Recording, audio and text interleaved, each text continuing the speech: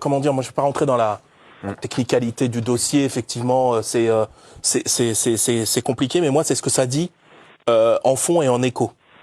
Il y a évidemment les conséquences pour les deux nations. Bon, on va voir maintenant comment ça va se suivre. Mais pour moi, il y a les conséquences pour le football africain. C'est-à-dire que le football africain, pendant très longtemps, il y avait une sorte de mépris, de condescendance du reste du monde, notamment de l'Europe, et peut-être même d'autres régions. C'était d'ailleurs l'objectif de l'organisation marocaine. Alors voilà, j'en arrive là. Il y a encore pas si longtemps, avec on libère les joueurs plus tard. Voilà, exactement. Il y avait un peu ce truc, un peu le chantage aux joueurs, etc. Ouais. Ça, Dieu merci, c'est un peu moins le cas, même nettement moins le cas.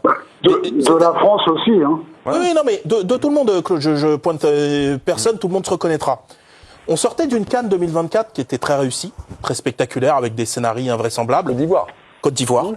Et la CAN du Maroc devait être... La consacrer, quoi. Exactement. La consécration de cette montée en puissance du football africain, c'est-à-dire tant sur le plan du terrain que sur le plan structurel. La CAN de la modernité. C'était ça une des ambitions de cette CAN, au-delà des destins particuliers des uns et des autres. Et donc, la finale, parce que moi j'ai lu la presse étrangère après la finale qui était grand guignolesque, quoi. C'est-à-dire qu'il y a eu de nouveau des commentaires, et on peut même parfois les comprendre, sur la grande clownerie qui a été certains aspects de cette finale. Et là maintenant, cette décision, elle vient planter un clou, je trouve, dans le cercueil.